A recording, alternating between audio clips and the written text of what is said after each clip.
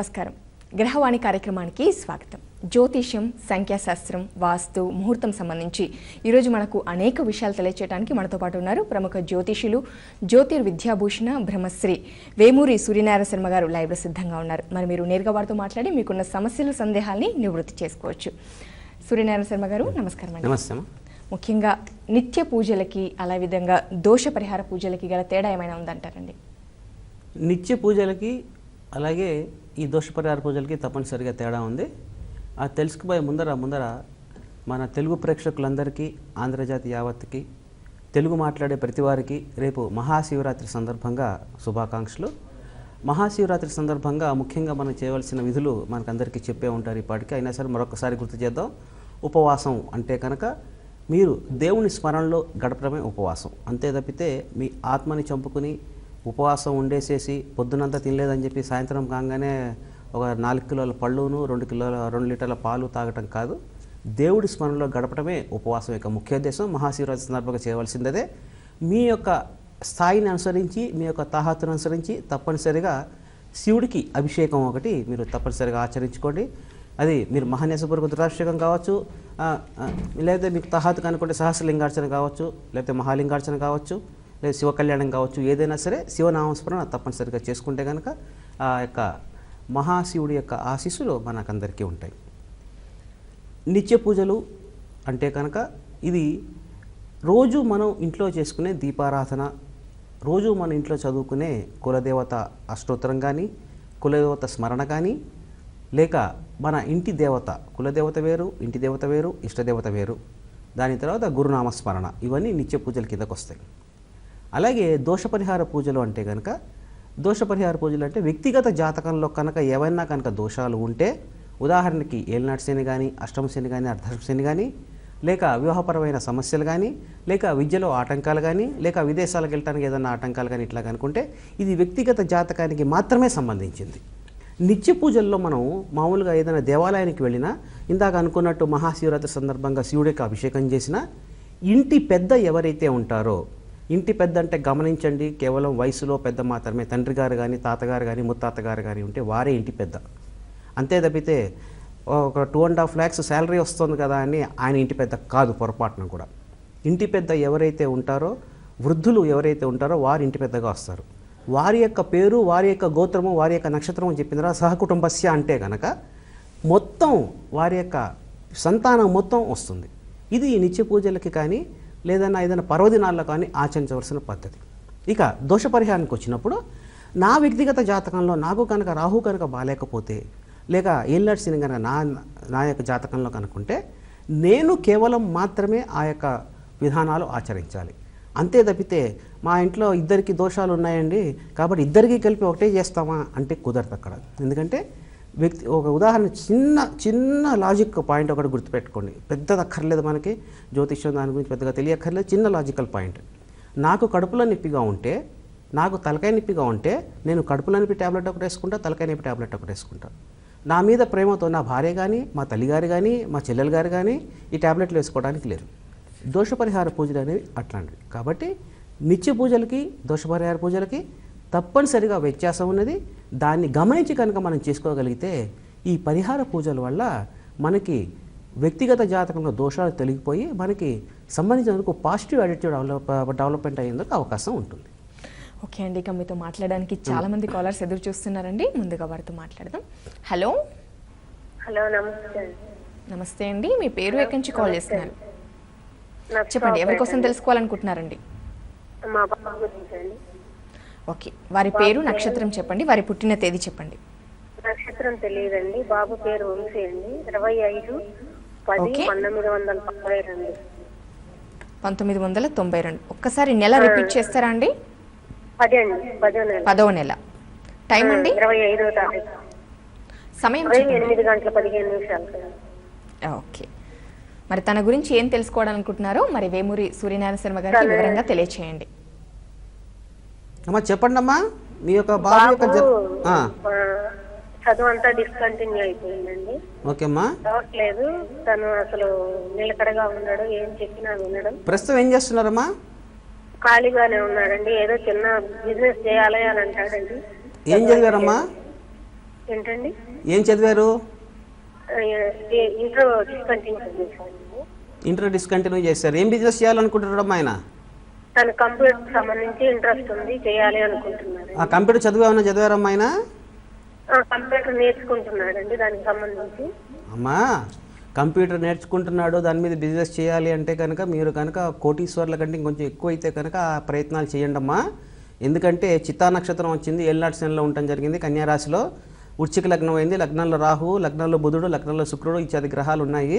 కాబట్టి బిజినెస్ చేయడానికి తొందరపడవద్దు, వీలైతే వ్యక్తిగతంగా సంప్రదించండి. మొదట రేపు 1వ తారీఖు జరిగే ఈ శని అమావాస్య, శనివారం అమావాస్య నాడు ప్రత్యేకమైన పూజలు జరుగుతున్నాయి ఏళ్ళనాటి శనివారికి. దాంట్లో పార్టిసిపేట్ చేసే ప్రయత్నం చేయండి. ఏదైనప్పటికీ 2015 తర్వాతే ఈ యొక్క వ్యాపారం చేయడానికి అనుకూలంగా ఉంటుంది. కాబట్టి ఇప్పుడు ఆయన మీద ప్రేమతో కానీ ఆతృతతో కానీ పొరపాటుగా పెట్టుబడులు పెట్టి ఇబ్బందులు కొని తెచ్చుకోద్దమ్మా. కాబట్టి 2015 అక్టోబర్ తర్వాత ఇతని గురించిన బిజినెస్ ఏది పనికొస్తుంది అనేది వ్యక్తిగతంగా కలిసినప్పుడు తప్పనిసరిగా దీనికి చక్కటి పరిష్కారం మీకు లభిస్తుంది. చిత్తా నక్షత్రంలో ఉన్నారు కాబట్టి తొందరపడవద్దు, నిదానంగా ఆలోచించి మంచి నిర్ణయం తీసుకుందాం. నమస్కారం. ఓకే అండి, ఇక 1 మార్చిన దోష పరిహార పూజలు మీరు నిర్వహిస్తున్నారు. మరి ఈ దోష పరిహార పూజలు ఎవరైతే వ్యక్తులు ఉన్నారో ఆ జాతకులే నిర్వహించాలా, లేదంటే వేరే వారి కుటుంబ సభ్యులు కూడా నిర్వహించవచ్చా? అదేనమ్మా, ఇప్పుడు ఈ పరిహార పూజలు అనుకుంటే కనుక ఇందాక అనుకున్నట్టు మనం వ్యక్తిగత జాతకంలో ఏదైనా దోషాలు ఉంటే కనుక, ఇప్పుడు ఇందాక కాలర్ ఫోన్ చేశారు, అతను చిత్తా నక్షత్రం కన్యా రాశి అయింది, ఏళ్ళనాటి శనిలో ఉన్నారు. ఏళ్ళనాటి శనిలో ఉన్నారు కాబట్టి ఇతనికి ఏం చేయట్లేదండి, మా అబ్బాయి ఖాళీగా ఉన్నాడు కానీ ఏదో చిన్న ఉద్యోగం చేసుకుంటున్నాడు. ఖాళీగా ఉండటం వేరు, చిన్న ఉద్యోగం చేసుకోవడం వేరు, రెండు ఉన్నాయి. కాబట్టి ఖాళీగా ఉన్నాడా, ఉద్యోగం చేసుకోవడం, అది వాళ్ళ వ్యక్తిగతం, దానికి సంబంధం లేదు. అయితే ఈ దోషపరిహార పూజలకు మాత్రం ఇట్లా ఏళ్ళనాటి శని, అష్టమ శని, అర్ధాష్టమి అంటే కన్యారాశి, తులారాశి, వృశ్చిక రాశి వారికి, అలాగే మీనరాశి వారికి, కర్కాటక రాశి వారికి, వీళ్ళకి సంబంధించినంత వరకు ఏళ్ళనాటి శని యొక్క, అష్టమ శని యొక్క, అర్ధాష్టమ శని యొక్క బాధలు కొంచెం అధికంగా ఉంటూ ఉంటాయి. ఆ బాధల నివారణకి మాత్రమే శనివారం అమావాస్య రేపు మార్చి 1 నాడు వస్తుంది. ఇది చాలా అరుదైన దినంగా మనకి శాస్త్రాలు చెప్తున్నాయి. 3 సంవత్సరాలకు 4 సంవత్సరాలకు ఒకసారి వస్తుంది, ప్రతిసారి వచ్చేది కాదు. శని త్రయోదశి వేరు, శనివారం త్రయోదశి కలవటం అనేది సంవత్సరం 1-2 తప్పనిసరిగా వస్తాయి.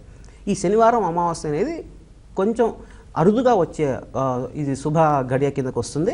కాబట్టి దీంట్లో కనుక ఈ ఏళ్ళనాటి శనికి, అష్టమ శనికి, అర్ధాష్టమ శనికి అంటే కన్యా, తుల, వృశ్చిక రాశి వాళ్ళు, మీన రాశి వారు, కర్కాటక రాశి వారు కనుక ఈ యొక్క దోష పరిహార పూజలు కనుక ఆచరించుకుంటే తప్పనిసరిగా శుభం కలిగేందుకు అవకాశం ఉంటుంది. ఆ పూజల్ని మనం సంస్థ ఆధ్వర్యంలో నిర్వహిస్తున్నాము. దానికి సంబంధించిన వివరాలన్నీ మనకి సంస్థ కార్యాలయం తెలియజేయడం జరుగుతుంది. దీంట్లో పాల్గొనడం ద్వారా వచ్చే లబ్ధి ఏంటయ్యా అంటే, ఈ ఇందాక మనం కొంతమంది కాలర్స్ ఇట్లాగే ఉంటారు, అంటే అష్టమ శని, ఏళ్ళనాటి శని నడిచేవాళ్ళు ఏం చేయలేని పరిస్థితులు, ఏం చేయాలో తోచని పరిస్థితులు, క్రాస్ రోడ్స్లో ఉంటూ ఉంటారు. ఎటు వెళ్ళాలో తెలియదు, సిగ్నల్స్ అన్నీ పడి ఉంటాయి, సిగ్నల్స్ అన్నీ ఉంటాయి, కానీ ఏ సిగ్నల్కి ఎటు వెళ్ళాలో తెలియక కొంచెం అస్తవ్యస్తపు ఆలోచనలతో ఉంటారు. ఆ ఆలోచనలు క్లియర్ చేసుకోవడానికి ఈ దోషపరిహార పూజలు కనిపిస్తాయి. అయితే ఈ దోషపరిహార పూజలు వ్యక్తిగతంగా నేనే చేసుకోవాలా, ఎవరైనా చేయవచ్చా? నేను రాలేని పరిస్థితుల్లో, నేను ఏదన్నా ఉద్యోగం చేసుకుంటూ వేరే ఊళ్ళో ఉన్నా కానీ, లేకపోతే నాకు దీని మీద నమ్మకం లేకపోయినా కానీ, నాకు చెప్పిన తర్వాత ఇంట్లో యొక్క రక్త సంబంధికులు, తల్లి కానీ, తండ్రి కానీ, అన్న కానీ, చెల్లెలు కానీ, అక్కగారు కానీ ఎవరైనా రావచ్చు. అంతే తప్పితే వాళ్ళు ఎవరూ రాకుండా డబ్బులు ఇచ్చేస్తాము చెయ్యండి అంటే కనుక మా సంస్థ మాత్రం చేయదన్నమాట. ఎందుకంటే ఆ వ్యక్తిగతంగా వాళ్ళు ఇన్ఫ్లుయెన్స్ ఉండాలి, అక్కడ ఎవరో ఒకళ్ళు అక్కడ ప్రెసిడెంట్ కావాలి, అదొకటి. దాని తర్వాత వాళ్ళు రాలేని పరిస్థితుల్లో, అనారోగ్య కారణాలు రాలేని పరిస్థితుల్లో అట్లాంటి వారికి ఇంకొక వ్యక్తిని నియోగించి మేము చేయటం జరుగుతుంది.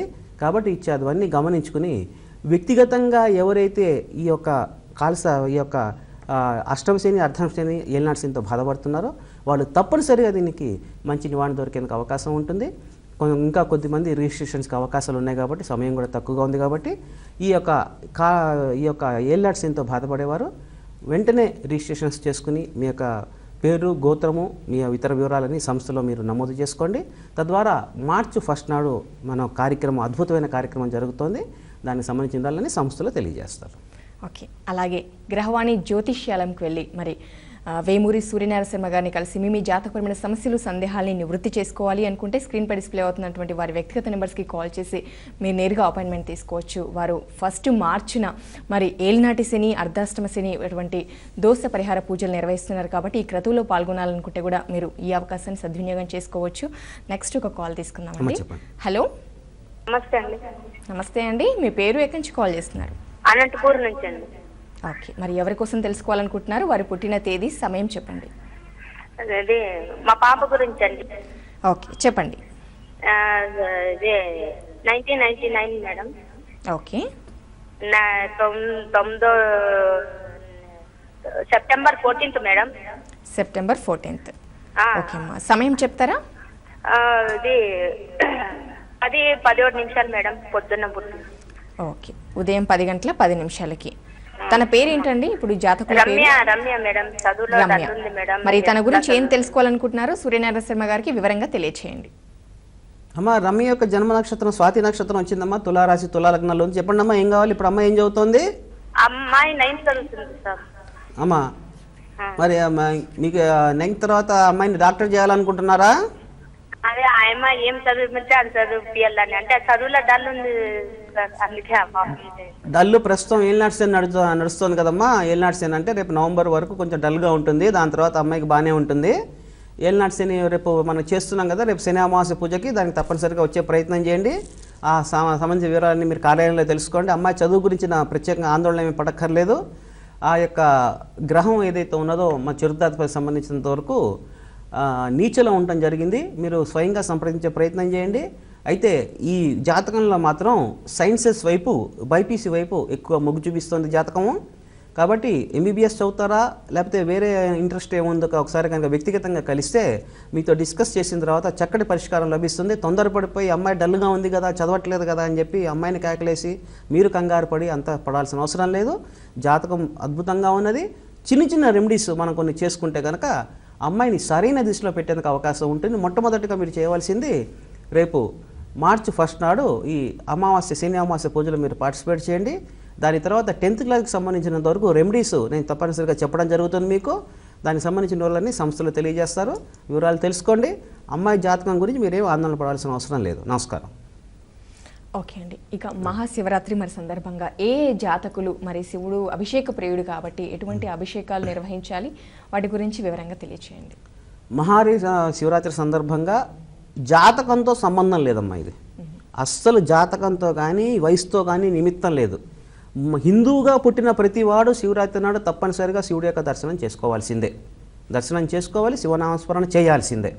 కాబట్టి నేను వృద్ధుణ్ణి అంటే అనారోగ్య కారణాల వల్ల లేవలేని పరిస్థితుల్లో ఉంటే తప్పితే దానికి కూడా మనకి మన హిందూ ధర్మశాస్త్రంలో చిన్న ఇది చెప్పారు, విభూతి స్నానం అని చెప్పారు. అంటే విభూతిని కనుక తీసుకుని, విభూతి సాక్షాత్తు శివస్వరూపం కాబట్టి ఆ విభూతిని కనుక మొత్తం ఒంటి మొత్తం కనుక పులుముకుంటే విభూతి స్నానం అయిపోయి చాలా పవిత్రమైన స్నానంగా మనకి చెప్పారు.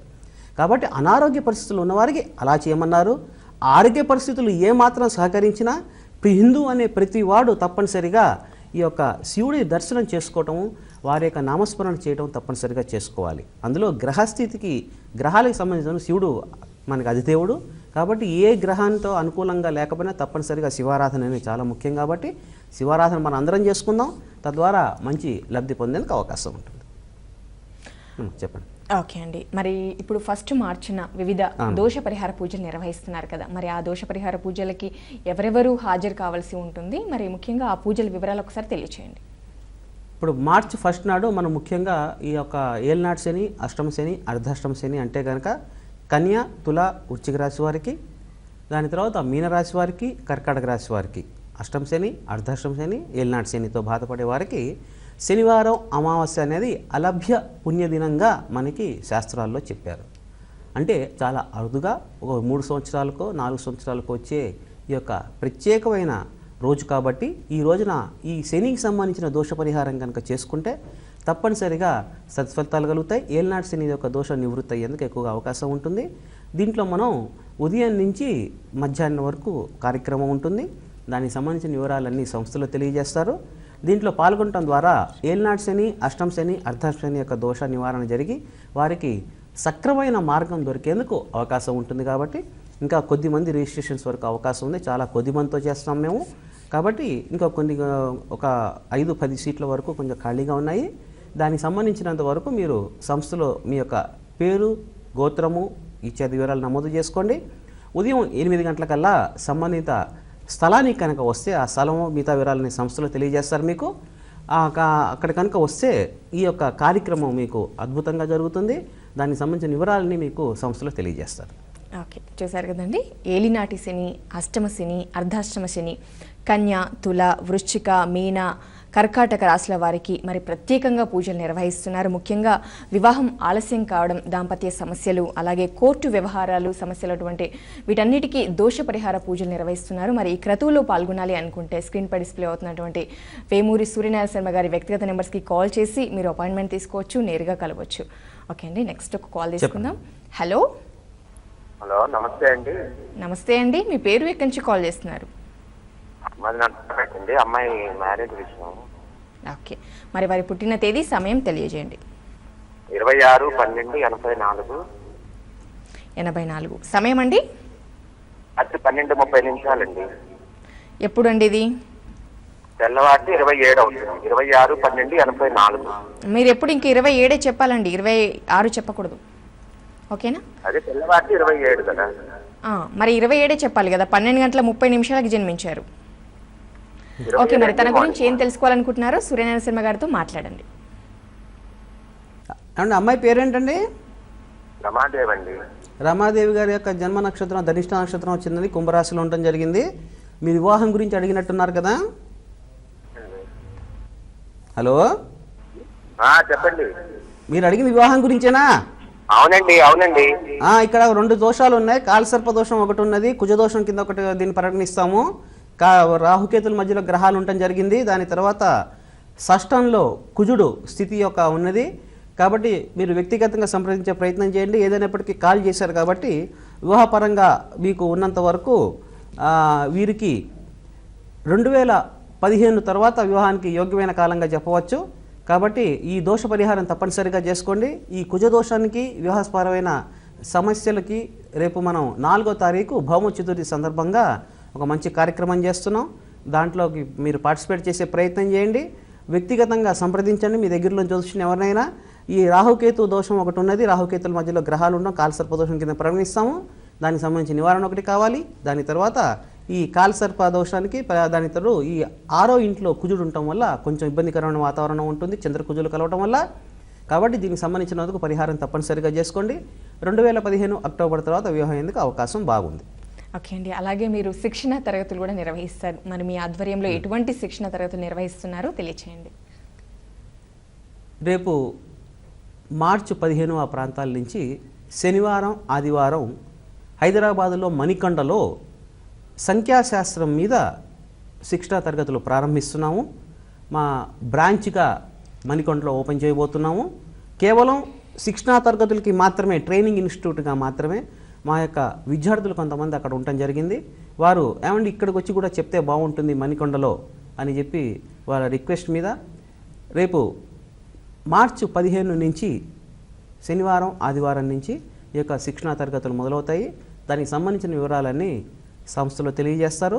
సంఖ్యాశాస్త్రము, జ్యోతిష్యము మీద మాత్రమే శిక్షణా తరగతులు మణికొండలో ప్రత్యేకంగా విద్యార్థుల అభ్యర్థన మీదకి మేము మొదలెడుతున్నాము. దానికి సంబంధించిన వివరాలన్నీ సంస్థలో తెలియజేస్తారు. ఓకే, ఇంకా అలాగే వేమూరి సూర్యనారాయణ శర్మ గారిని కలిసి మీ జాతకపరమైనటువంటి సమస్యలు, సందేహాలని నివృత్తి చేసుకోవాలి అనుకుంటే మరి వారి వ్యక్తిగత నెంబర్స్ డిస్ప్లే అవుతుంటాయి. మీరు కాల్ చేసి అపాయింట్మెంట్ తీసుకొని నేరుగా కలిసే అవకాశం ఉంది, సద్వినియోగం చేసుకోండి.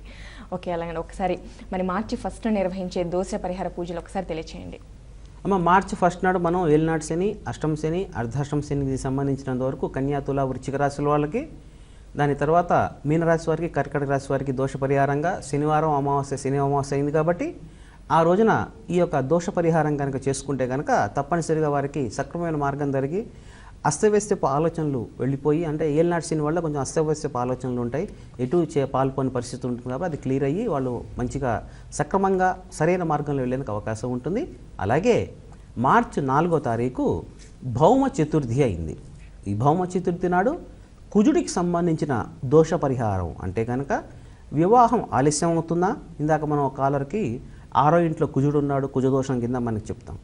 కాబట్టి కుజదోషం అనేది జాతకంలో ఉన్న వివాహం ఆలస్యమైన, దంపతుల మధ్య కొంచెం విభేదాలు ఉన్నా, అంటే పొరపచ్చాలు ఉంటూ ఉంటాయి కొన్ని అలా ఉన్నా, కోర్టు సమస్యలు అంటే కనుక ఏదైనా లావాదేవీల్లో కోర్టు పరిష్కారం కాకపోయినా, అలాగే భూ సంబంధిత గొడవలు అంటే కుజుడి కారకత్వాలు ఏవైతే ఉన్నాయో ఈ భూ సంబంధిత గొడవలు, భూమికి సంబంధించిన లావాదేవీలు కోర్టులో పరిష్కారం కాకుండా పెండింగ్లో ఉన్నా, ఇచ్చేది వాటన్నిటికీ రేపు మంగళవారం చతుర్థి, భౌమ చతుర్థి అని చెప్పి చాలా విశేషమైన రోజుగా మనం చెప్తాము. ఆ విశేషమైన రోజు నాడు కుజుడికి సంబంధించిన దోష పరిహారం కనుక చేసుకుంటే తప్పనిసరిగా సత్ఫలితాలు కలుగుతాయి. కాబట్టి వివాహం ఆలస్యం అవుతున్నా, వివాహంలో సమస్యలున్నా, సంబంధాలు వచ్చేసి కాకుండా వాళ్ళు చూసేసిన తర్వాత రేపు చెప్తామని చెప్పి అట్లా పోస్ట్పోన్మెంట్ ఆఫ్ మ్యాచ్ ఫిక్సింగ్ అట్లా అయినా, లేకపోతే దంపతుల మధ్య కొంచెం ఇబ్బందులు ఉన్నా, దీనికి కుజదోషానికి సంబంధించిన వరకు నక్షత్ర ప్రకారంగా కుజదోషం అనేది ఎక్కడా లేదండి. దయచేసి గమనించండి. కొంతమంది కాలర్స్ చేసి అడిగారు, నక్షత్ర ప్రకారంగా కాలసర్ప దోషం కానీ నక్షత్ర ప్రకారంగా కుజదోషం కానీ ఎక్కడా లేదు. కాబట్టి వ్యక్తిగత జాతకంలో మాత్రమే కుజదోషం కాలసర్ప దోషం కనిపిస్తుంది. కాబట్టి ఆ ప్రకారంగా చూసుకుని ఈ యొక్క కుజదోషం ఉంది అని కనుక మీరు నిర్ధారణ చేసుకున్నా, లేదు మీరు వ్యక్తిగతంగా వచ్చి మీ జాతకం చూసుకున్న తర్వాత దానికి కుజదోషం ఉంది అంటే కనుక పరిష్కారం చేసుకోమని చెప్తాము.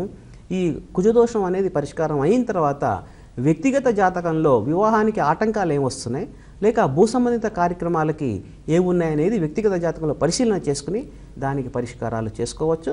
కాబట్టి ఏదైనప్పటికీ వివాహపరంగా ఏవైనా సమస్యలున్నా, వివాహం ఆలస్యం అవుతున్నా, వివాహం సంబంధం నిశ్చయంలో ఆటంకాలు ఎదురవుతున్నా, వచ్చేసి మనకి ఫిక్స్ కాకుండా ఉన్నా, లేక భూ సంబంధిత వ్యాపారాల్లో ఏదైనా లావాదేవీలో ఇబ్బందులున్నా, కోర్టు సమస్యలు ఏదైనా పరిష్కారం కాకుండా ఉన్నా, వీటన్నిటికీ పరిష్కారం రేపు మార్చి 4వ తారీఖు భౌమ చతుర్థి నాడు మనం ఇవి చేసుకుంటే కనుక సంబంధిత కుజగ్రహానికి సంబంధించిన దోషాలు పరిష్కారం అయ్యేందుకు అవకాశం ఉంటుంది.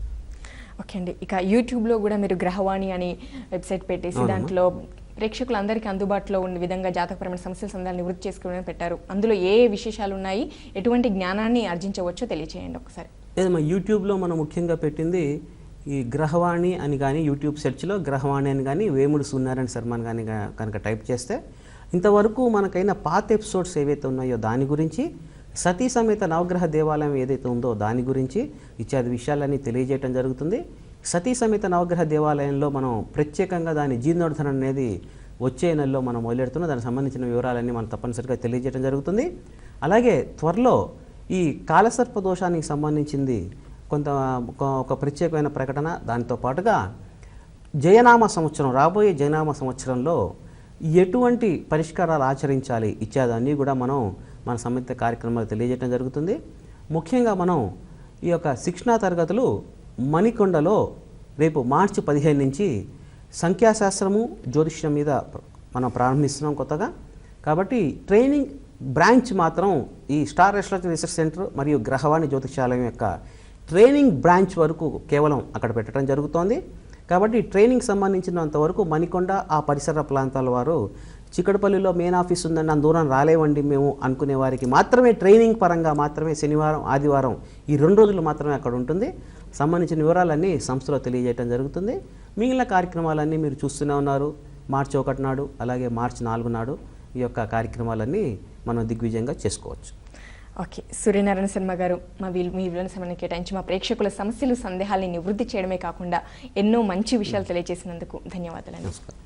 ఓకే, చూశారు కదా మరి గ్రహవాణి జ్యోతిష్యాలయం వేమూరి సూర్యనారాయణ శర్మ గారు మార్చి 1వ తేదీన విశేషంగా అన్ని రకాల దోషాలకి పరిహార పూజలు నిర్వహిస్తున్నారు. కాబట్టి మరి ఈ కార్యక్రమాల్లో పాల్గొనాలి అనుకుంటే స్క్రీన్పై డిస్ప్లే అవుతున్నటువంటి వారి వ్యక్తిగత నెంబర్స్కి కాల్ చేసి మీరు పూర్తి వివరాలు తెలుసుకోవచ్చు. ఇది వాళ్ళ గ్రహవాణి కార్యక్రమం. మరో కార్యక్రమం మళ్ళీ కలుద్దాం. నమస్తే. గ్రహవాణి జ్యోతిషాలయం 1-1-230/6/D, ఆంధ్ర బ్యాంక్ ప్రక్కన, చిక్కడపల్లి, హైదరాబాద్. Phone number 0406429